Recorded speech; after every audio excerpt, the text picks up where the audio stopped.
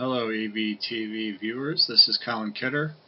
I'd like to go over the SavvyCAN program that I have written to help explain how it works a little bit better. Right now on the screen here I have the SavvyCAN program open as well as Kvaser Can King so that I can show some traffic. So if you're just starting using the program here, I'm not covering how to set up GVRET on a CAN DUI board, but that would be the first step, I suppose. Once you have a GVRET board set up, it will show up as a COM port for whatever kind of operating system you have. In Windows, it's a COM port. In Mac OS X and Linux, it will show up as some form of UART port off of the USB port. But in here we have COM8. Say connect to GVRET.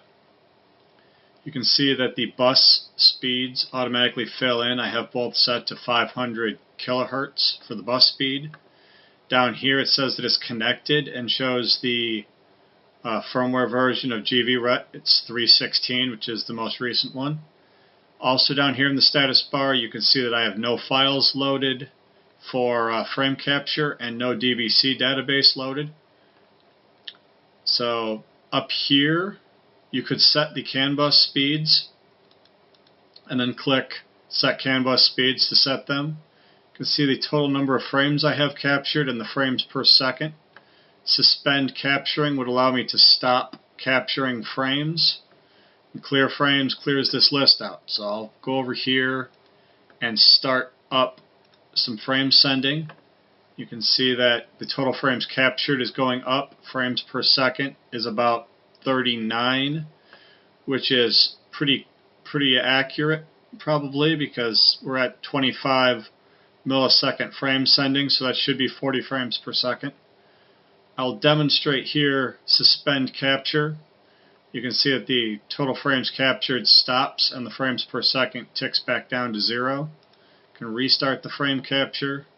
Clear frames here to redo that. In the frame list you can see timestamp. This is in microseconds since the board started up, so that's thousandths of a millisecond, milliseconds, and 727 should be the number of seconds that it has been up so far. So then we have over here the ID is in hexadecimal. So while 333 might look like it's decimal, you can see down here 64F. These are hexadecimal IDs coming in. I'll stop the frame capture. This would either be 0 for extended frames or 1 for, 0 for standard frames, 1 for extended. The bus would be 1 or 0. You can see that I have the Kvaser is on the second CAN bus, so that's bus 1. The length of the data packet for this frame, and then the data bytes, which are also in hexadecimal. So that is the frame view. If I had started this back up sending frames and clicked auto scroll window, you can see that it stays pretty close to the bottom of the form. It updates only 4 times per second, so it really doesn't have too bad CPU load while doing that. All the forms in this program are freely resizable, so if I wanted to, I could drag this down to see more frames at once. I'll show you interpret frames in a moment. Overwrite mode doesn't currently work. Let me get rid of Kvaser Can King here because I'm done with that. I can see I accidentally maximized that form, but it doesn't really matter much. So I'm going to clear out the frames, uncheck auto scroll window, and show you how DVC mode works.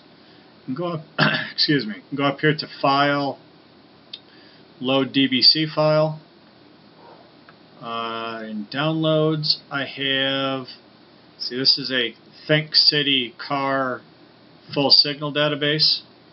And you can see down here it now says that a 306 vehicle CAN signal database has been loaded.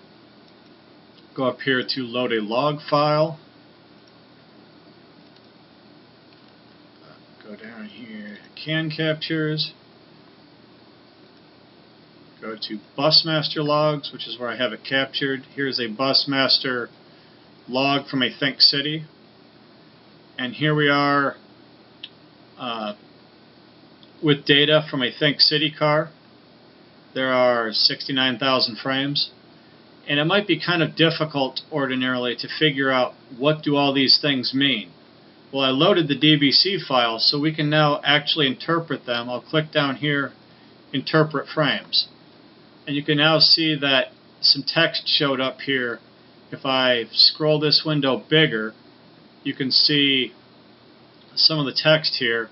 Right now, the PTC electrical power shows as 0 kilowatts and all kinds of things. But that's not a very convenient view. The idea here is if you would like to know what all of the data bytes that are set up in the DBC file mean, you can click on the frame. See, clicking there, it expands, and now I can see all of the various signals that were set up in the DBC file. There isn't really a whole lot of anything interesting in this one, so I can click again and minimize that. Go here. You kind of see a very low number here for the right and left front and rear wheels. That pretty much is 0. There's kind of a rounding error because of the way that's stored in the database there. But if I were to scroll down a bit, now you can see that it does really show up as kilometers per hour. Each wheel is reporting just a little bit different. I don't know if I was turning at the time, but that shows all 4 wheels. See here, POS status OK. I don't remember what that means. Don't really know what a whole lot of that is either. But that's how a DBC file works right now in this program. You can left click on and off the various frames to see what the DBC file interprets all these signals as. Here we can see the condenser fan PWM high is 15 milliseconds, so apparently looks like air conditioning. The air conditioning must have been on at this point. The air conditioner is running 3,840 RPMs using 1.5 kilowatts. AC pressure 14 bar. So that gives you some status on the air conditioning, and luckily basically everything in the car was specified in this DBC file. I can look in here, VCU stored errors. You can see there's really no errors present. So that's a good way. If you have the DBC file, it's nice to be able to use that to interpret your data. Now eventually you'll be able to edit DBC files in this program. Currently you cannot, but I can still go in there and kind of show you how it will look. This is the initial screen showing the various ECUs and nodes on the CAN bus. They've got quite a few of them specified in the Think City data here. You can see that POS actually meant electro-hydraulic power-assisted steering, so when I didn't know what that was before, that's what it is. And these are all the nodes. Now currently it has selected vector XXX, which is just a default node if nothing else was set. And down here we can see every message that was sent by vector XXX, which just means that nobody bothered to set which node sends these frames here, these CCP frames. But if I were to say click on TPMS for the tire pressure, you can see that the tire pressure node sends these 4 IDs, 344, 345, 782, and 346. And these numbers are in hexadecimal. You can see up here on the VCU, it sends these messages, and there you actually find some that are in hexadecimal. Now let's say that I'm interested in VCU status. What signals does it have? Well, we can see that the data length is 8 and there are 6 signals. If I click on the 6 signals, it will bring up the signal editor and I can see what 6 signals are inside that data frame. We have TP-MS button learn activation and VCU software version year, version, day, month, PTC ready. Now you might have noticed when I clicked on these, not only did the name update, but this data grid down here updated. What this shows you is what bits are in this particular signal. So the VCU software year takes up all of the bits in byte 1, which is the second byte. Now that data is all essentially here. Start bit, you can't see it right now, but it would be that one. Bit length of 8 means that it filled in 8 positions. It is in little endian, though that doesn't matter for an 8-bit length. It is an integer. There's scale, bias, min, max values. They're all pretty standard. If I clicked on here, VCU PTC ready, you can see that that has only this one bit set, a bit length of 1. So this is the bit that's used to signal PTC ready. Click out of this and go to any of the other ones that I want. Maybe I'd like to go to the motor controller here. We'll go to PCU torque, which is message 202. And apparently it will crash. Well, that's what we get for pre-production software.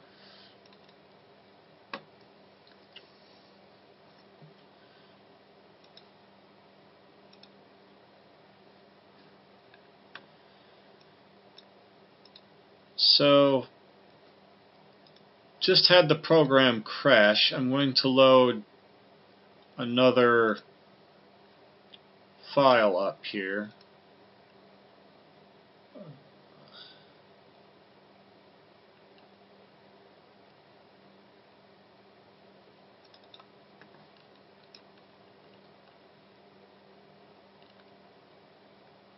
CAN captures. Let's load a big file that Jack had captured from the Tesla Model S. I'll resize this form a bit and show you another screen here.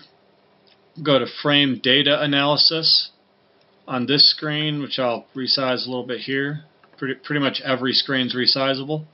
You have all the frame IDs that were seen on the powertrain bus. We'll start with the one that it defaults on, 000E. Click here. You can see that there were 12,579 frames with that ID. They always have a data length of 8. They come in about 10 milliseconds apart, or 10,000 microseconds. Here on data byte, we could get a histogram of the values that this data byte has traversed through over this range of frames. It has ranged from 15 to 48 at various times. Clicking on the histogram, we can see which values it took and how many times. So, for instance, value 31 or 1F in hex happened 5,100 times. A lot of other values didn't happen quite so often. 46 or 2E only happened 22 times. But we can use this screen, especially, you probably only really need to know the data range normally. You can use that to see if the data byte even did anything. If you click here, we can see it ranged from 0 to 255, and it was fairly even, not perfectly, but quite a few numbers were pretty common there. So there's something going on in that data byte. This one was always 63. That's probably not real interesting. I was always 255, always 8, always 255. That one does change. This one changes. So probably we'd only really want to focus on data bytes that change. New addition right in this version of the program, 109, is the Bit Field Histogram. This one shows you all 64 bits possible in the message and how many times that bit was set. So we can see that bit 6 and 7 of byte 0 were never set, but the rest of these bits were set a fair amount of the time. There were only 12,000 frames, so bits that were set for 8,000 frames are almost always set. You can see through here on the list, these bits were always set, and we kind of did see that on some of those bits that they would be set forever. For instance, this one that always was 255, all the bits were set all of the time. On bit 6, we can see that these first 4 were always 0, and the next ones normally were set about half the time.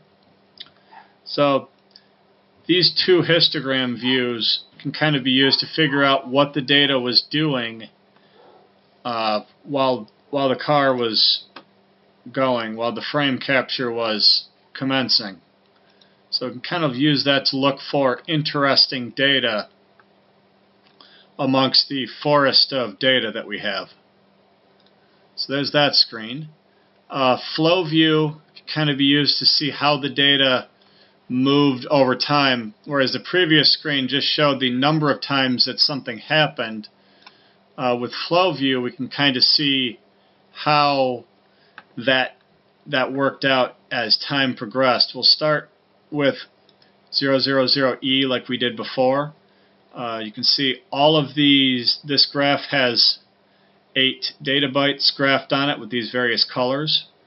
The bits that were set in the message automatically set here as the auto reference for the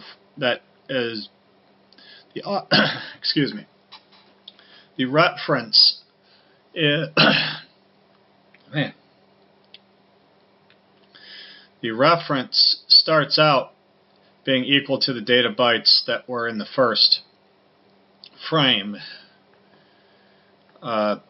Or if you set auto reference, the reference will automatically update to the previous frame that you viewed, so you could then see as time goes on how things change.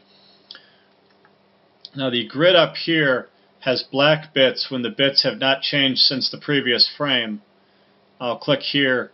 You can see now the second frame has green and red. Green bits in here are bits that are freshly set in this frame, and red bits are bits that are freshly unset in this frame. So this shows you what happened between the two frames. If I click forward, you can see now, since I don't have auto-reference set, we're always getting what changed since the first frame. If I clicked auto-reference, now I'm getting what bits changed since the previous frame. These could be used to say, look for counters that continuously count through the bits. Or if we were looking for a shifter selector or door lock signal, we could look through here to see if a bit gets set and unset as we play around with controls in the car. The Playback Control here has 6 buttons. This one means go back 1 frame. Stop will bring you back to 0 on the current frame. This is forward 1, or if you accidentally double click, forward 2. This plays backwards. You can see it zipped backwards. The playback speed here is in milliseconds, so it zipped back 1 frame every 25 milliseconds. If I click forward, now we're going forward every 25 milliseconds. We're going forward 1 frame, and you can see frame data just flying by there. I'll set this to 250 to make it a little easier to see. And now that's flying by a lot less quickly.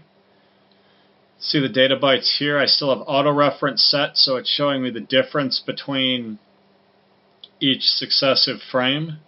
And this is showing me this plus is the frame that we're currently on. So you can see behind it and ahead of it to see what the data we're doing in the past and in the future. But this is the current time position of this frame here. So you can see this purple seems to be jumping up and down a lot. Purple, or that's dark magenta apparently, it's byte 7. So byte 7 has quite a bit of activity. We can look at byte 6, cyan, here. That's looks to be forming some form of counter, just continually stepping up, up, up, dropping down, stepping up, up, up. So this lets us see what things are doing over time. I'll stop this here with pause. Real-time capture, that's a lie, it doesn't do anything. Graph by timestamp, if I click that and then click a different frame, let's say I want to graph 204, or 212, sorry. Now the axis here is in the timestamps from here, so these are in microseconds. Now you can see this graphed in microseconds, so when something happens, we can look at the transition and find out the time span that it took for that transition to happen. It may not be terribly handy to be able to see that here, but sometimes that's handy to be able to correlate this with time on a clock, you might say. So that's the frame, the flow view screen. Real quick, I'll show you Playback Screen. This has the same playback controls as the flow view screen. Playback speed here, it actually even tells you it's in milliseconds. On this screen, the milliseconds can be set all the way down to 0. In that case, it will just try to spit frames out as quickly as it can. Send to CAN bus, we can send the frames out on CAN bus 1 or 0 or both at the same time. Or from file, which may be handy. If you select from file, it will go over here and pick the bus that the frame originally came in on and send it back out that bus. So for instance, you could capture 2 buses at once and then play them back on both buses at once, with the correct frames playing back onto the correct buses. Down here we have ID filtering. We can use this. Let's say I do not want to send frame 0102. Then I can select that, and those frames will not be sent as we're ticking through the list. You can deselect them all, select just one, select them all. I believe that Jack and Mark had showed on a previous video how they had used this capability to narrow down which messages were necessary for the heater that I'll probably butcher, the Ebbesbacher. So that's how they would do it. What you would do is deselect frames while playing. Say we're playing through here and then deselect frames and look at the device that you're hoping to control and wait until that device faults or quits working. And when it faults, let's say it faults when I deselect 0168, then I know that it must be looking at that frame, and so I want to keep that frame checked. I can start deselecting others. After doing that through the whole list, you can find out which messages a particular device on the CAN bus is looking for and which messages it doesn't care about, and get a better idea of what is necessary to control that device. So that's what you would use playback for. The last screen I want to show right now, because most of the rest of these things don't work. Single multi-state isn't functional yet. Range state doesn't work. Fuzzy scope. The next one I want to show is graph data, which I'll probably want to make a little bigger view. This starts off kind of plain, but if you right click, you can add a new graph. Let's graph, we'll go with 0xe here, the frame that we've been looking at most of the time. I'll graph data byte 0. You can leave all these blank if you don't know what they do or don't really care. If we wanted to treat this value as signed, we could. If we wanted to set a mask, we could. Otherwise, it defaults to no mask. Well, you can use a mask to mask off certain bits from this data byte or series of bytes, which I'll show in a moment, in case maybe you have a value that spans 2 bytes but does not span all of the bits within them. Bias can be used to move the graph up and down to compensate Scale, once again, can be used to scale the graph up and down in the y-axis. Stride is used probably not very often, but you can use stride to pick up only every X number of data points. Let's say I thought that there were just too many messages from 0xe and I didn't want to plot them all. I could say put stride in as 10 and it would plot only every 10th data point and make the graph a little less busy. But ordinarily that's not much of a problem. Stride defaults to 1. Color is automatically a random color every time you go to set up a new graph, or we can change it to anything we want. I'll set this one to, we'll set it to red. So now I'll add that graph, and you can see the graph shows up here. If I click on the graph and use my scroll wheel, I can scroll in and out on it.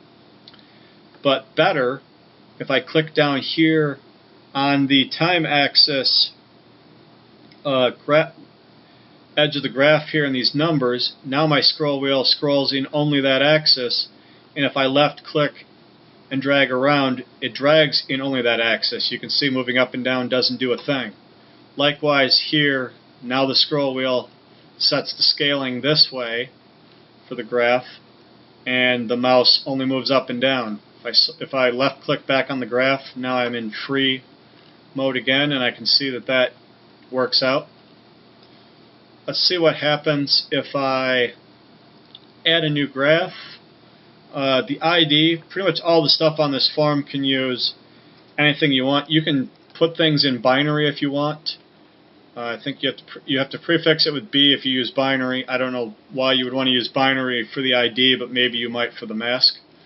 But because you can use binary, hexadecimal, or decimal, 0xe is 14. I can set that to 14. Let's graph data byte 1 now. We'll leave it at purple. And you can see that that data byte is really, really noisy. It seems to be a much larger scale than the first one that we graphed, and that makes it kind of difficult for me to see what's going on. So let's take this graph and scale it up to 10 and see if that makes that any better. It's kind of hard here. Let's scroll through, move my time axis out and see what these two are doing. Now I can see them a little better, and you can see that this graph that I brought in here with data byte 1 seems to be very choppy.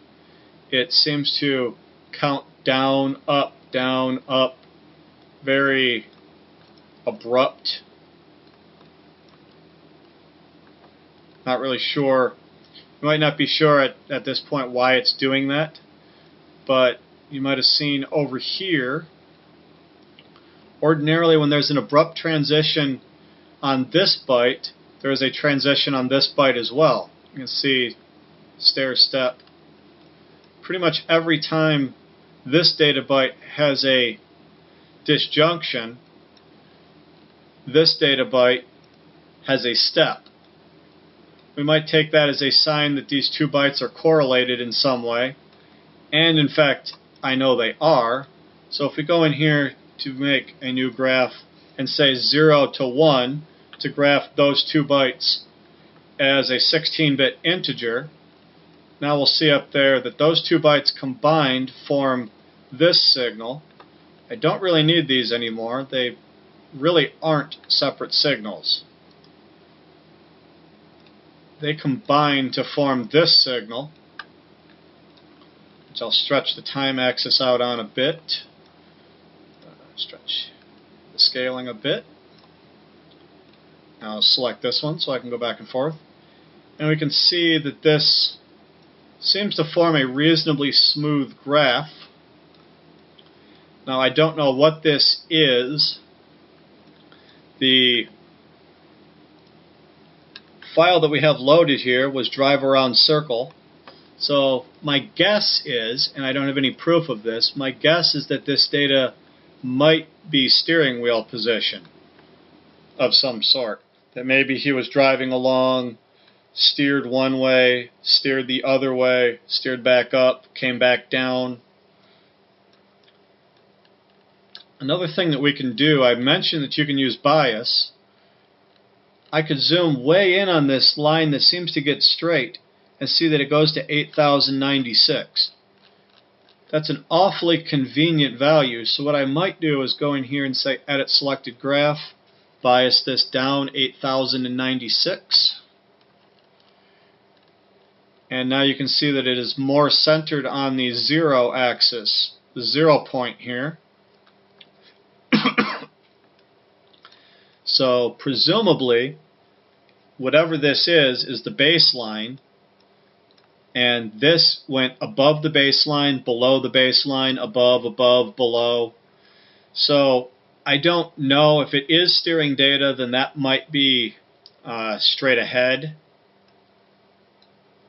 and these are turns. Not really sure. We would have to get in a car and do more analysis, maybe crank the wheel one way then the other, and bring up the data to make sure that it is what I think it is. And if that data is steering position sensor, or the steering position, then we can start forming a DBC file, as I showed earlier. DBC editing doesn't work yet, but when it does, then perhaps if we knew what this was, we could go into a DBC file, set up the message and signal to show that this is steering position, and from then on we'll know what the steering position is. Another thing that I could do, show you real quickly, we can look here and I can see that this went up to a little less than 4,340 at the top end here, and it went down not quite to 4,200. So it seems to have as much forward range above and below the axis. Now, I don't know what that scaling means, but once again, we could kind of experiment with that and then guess at scaling. If we knew how far the steering wheel turned, we might guess that, say, 4,600 or 4,500 is the maximum turn on the steering wheel. Maybe that's degrees, and this is in hundredths of a degree turning on the steering wheel. I could be way off on that guess, but in reverse engineering, it's kind of necessary a lot of times to take educated guesses and then try to prove yourself right or wrong. So that's the graphing view. I believe that pretty much completes everything. This custom frame sender thing will be hooked up soon. That's another thing coming for a future video. Probably complete the single and multi-state soon. Edit messages. Well, that's it for this video. Thank you for watching.